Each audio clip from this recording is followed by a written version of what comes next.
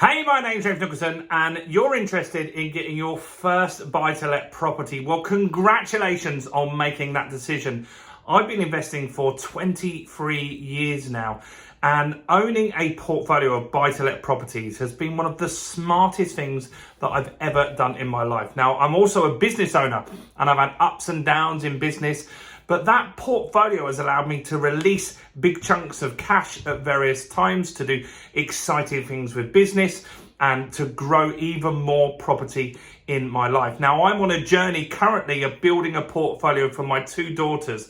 Georgia, who's 22, in the last year, we purchased two properties for her. We've got her a house in Doncaster and we've got her a flat down in Dorking in Surrey. And we're going to be building a portfolio for my little baby Amelie this year. So join us on the journey because you're interested in buy-to-let. There's a lot more than this video that you're going to need to know, but this is going to give you the foundation. So subscribe to the channel and hit the bell notification. Give me a quick like as well. That really helps with the YouTube algorithm.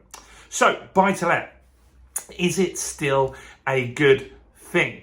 Well, you're going to have to really understand the different types of strategy. So I'm going to go into some detail in this video. So you might want to watch it twice. You might want to make some notes while you're doing this as well. So historically, we would have purchased properties in our personal name. And that's how I started. In 1999, I bought my first flat in my personal name. And that worked fine. However, today, things are slightly different. So you need to make a decision.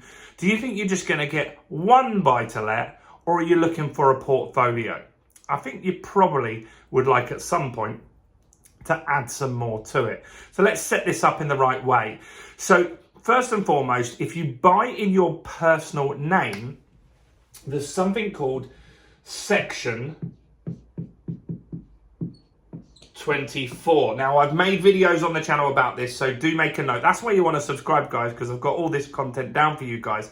So Section 24 means that as a landlord, you now pay tax on the gross rent. Now, you can deduct certain things like if you've got some maintenance and some fees and stuff like that, but primarily most of the cost that you'll get charged on is the gross rent. You used to be able to deduct the mortgage payments, the interest on the mortgage payments. You're not able to do that anymore. So that means that if you get £1,000 in rent, and let's just say you're a higher rate tax earner, around 50%, you're going to have to pay £500 tax on each month's rent, which is a hell of a lot. Now, your mortgage might be 500 quid,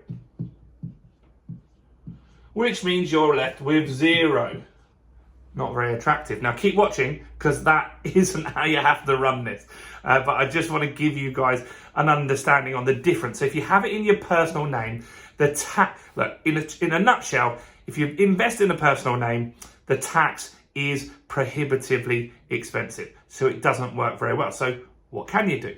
Well, what you can do, and this is easy, guys. Don't get put off by this thinking this is hard. You set it up in a company, right? Now, I don't know how old you are. I started investing when I was 18 out of necessity because I had a mentally ill mother. I had nowhere really to live. So I moved out at 16. So I actually wanted to buy to save on the rent. Now, when you invest in a company, all of the costs go in. So say you get £1,000 rent. You can now deduct all of the costs before your tax is worked out. So you can take off your mortgage.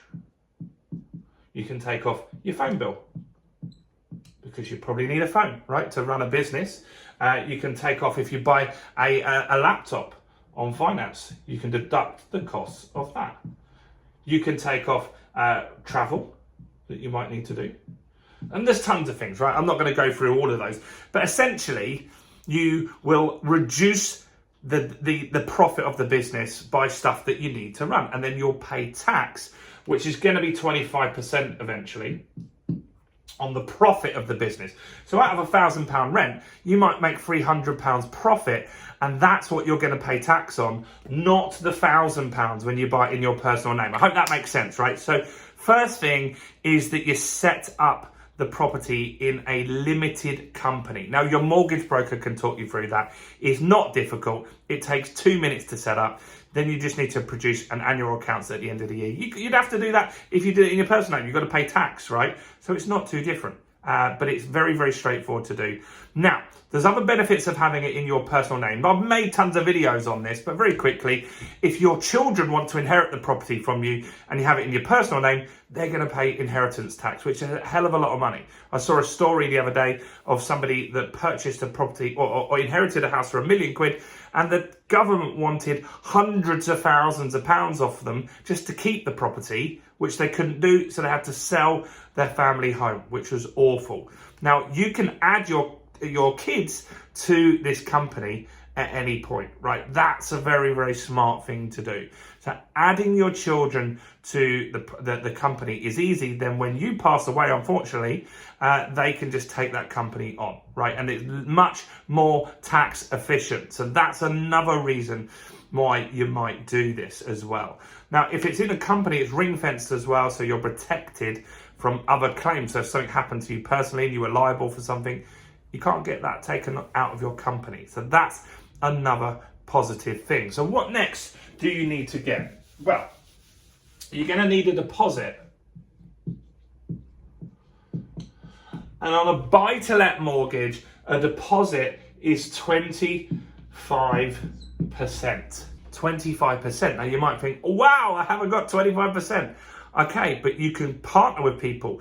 Maybe you'll get a gift from family. Maybe you find an investor to go in with you on that deal. So 25% is what you need. So if you've got a 100 grand house, you need £25,000 as the deposit. That's generally how it works. Let's talk mortgages now, right? Because we want to talk about the mortgage.